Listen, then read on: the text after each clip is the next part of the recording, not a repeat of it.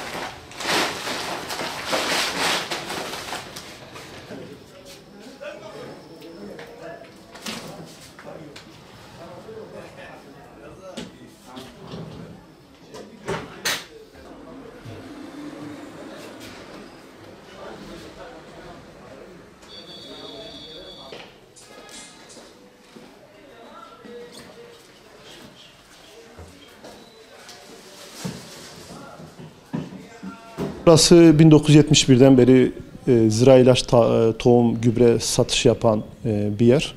Babadan kalma bir meslek. Biz Siirt vilayetine bağlıyken bu işi yapıyorduk. Son yıllarda zaten gerek doların dalgalanmasıyla, bir de geçen seneden beri pandeminin etkisiyle hem ürünlerde hem gübre satışlarda hem zira ilaçlarda ciddi bir dalgalanma var fiyatlarda. Tabii haliyle bu da çiftçilerimizin hem alım gücünü düşürüyor hem de bu üretime etki ediyor. Mesela üretime nasıl etki ediyor? Biz ortalama bir dekara attığımız DAP diyeyim, çiftçilerimiz iyi bilir. Biz de çiftçiyiz. DAP ortalama 30 kilo atılıyor buğdaylardan. Ama bu sene fiyatların aşırı oynamasından kaynaklı çiftçiler bunu 20 kiloya çekti dönüm başına. Geçen sene ortalama 2.300-2.400 bandında seyreden bu gübremiz bu sene 3.300-3.400 gibi rakamlar buluyor. Bu da çiftçiyi ister istemez etkiliyor. Zira ilaçlarda aynı şekilde durum var. Nasıl? Çin'den ham madde kaynağı kısıtlı olarak geldiği için zira ilaç fiyatlarında da yükseliş var. Geçen sene 230-240 lira olan ilaçlarımız şu an 300 liraya neredeyse buldu. Bir diğer önemli konumuz da icare fiyatları. Bu icare fiyatları neye göre belirleniyor? Buna devletin ciddi bir el atması lazım. Geçen sene sulu arazi en iyi araziler 700 TL iken bu sene neredeyse 950 liraya çıkan icare fiyatlarını duyuyoruz. Yani bu da çiftçimiz için ciddi bir yük. Biz bir tarım ülkesiyiz. Güzel arazilerimiz var. Bunların ciddi şekilde değerlendirilmesi gerekiyor. Devletimiz de bu konularda ciddi el atması gerekiyor. Özellikle icare konusunu belirttim. Gübrelerde de maalesef ciddi bir fiyat rayışı var. Bunlara çözüm odaklı hareket edilirse üretim için ciddi güzel sonuçlar elde ederiz. Bu dolarların, bu altının fiyatı tavan yükselmesinden dolayı bütün ilaçlar da zaten yurt dışından geliyor. Haliyle ona yansıyacak yani. Şu an ilaçların kutu başı diyelim 100 TL. Bugün 150-160 TL olmuş. Bu herbisit ilaçları, yabancı ot ilaçları için geçerlidir. Bu uygun olanları için geçerlidir. Tabii pahalı olanlar daha pahalı oluyor. Gübre fiyat geçen sene nazaran %100'e yakın. Diyelim 26 can litrat bahar gübresi ona buğdaya atılıyor. Geçen sene 830 iken bu sene 1800 olmuş. Şu anda satış yok. Şu anda bulamıyoruz. Çiftçi gelip de talep karşılayamıyor çünkü firma yok diyor. Satışımız yok. Gübreler aşırı derece pahalanmış. %90'ı bu ilaçların zaten %100 diyelim %90'ı dışarıdan geliyor. Yurt dışından geliyorlar. Gübrede nadir. Bu 2 senedir Mazi Dağ'da o fosfor, güzel bir fosfor çıkıyor. DAP 18'e 46 diyoruz.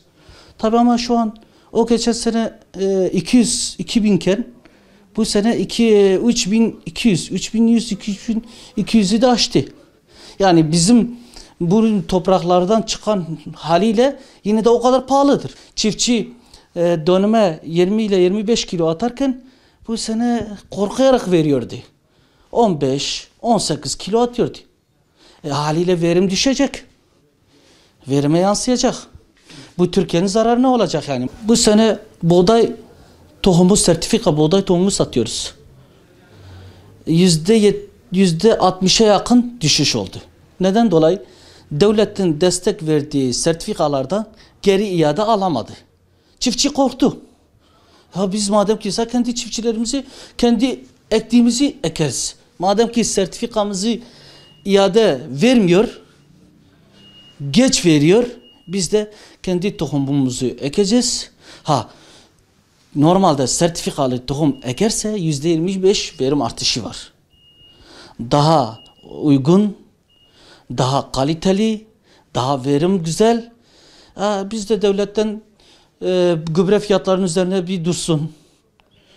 Dursun ki çiftçi 18 kilo atacağına 25 kilo atsın. Verimi daha artsın. Haliyle Türkiye'de fayda verir yani. Verim dekolte yüksek oldu mu direkt devlete de yansıyor. Tamam, çiftçinin yüzü güler. Ama çiftçi korkuyor. O maliyeti aşırı derece maliyet var. Gelir yok. Çiftçi buğdayını satıyor. 1.6 1 milyar 600'e elinden çıkardığı malı şimdi 2200 oldu.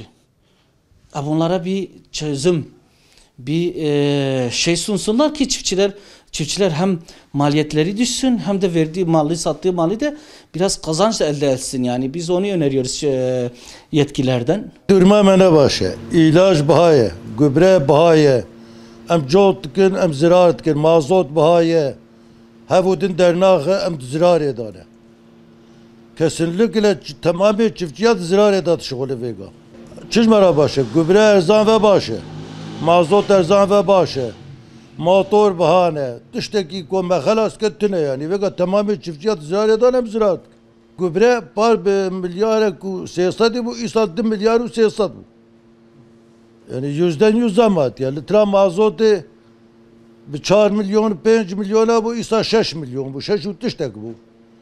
Yani 50 ziraat ki ziraat peva tiştek tane yani. Gazı fiyat kem ve mazot kem ve gübre kem ve fiyata ilaca kem ve çiftçilere destek bükene fiyat gazı.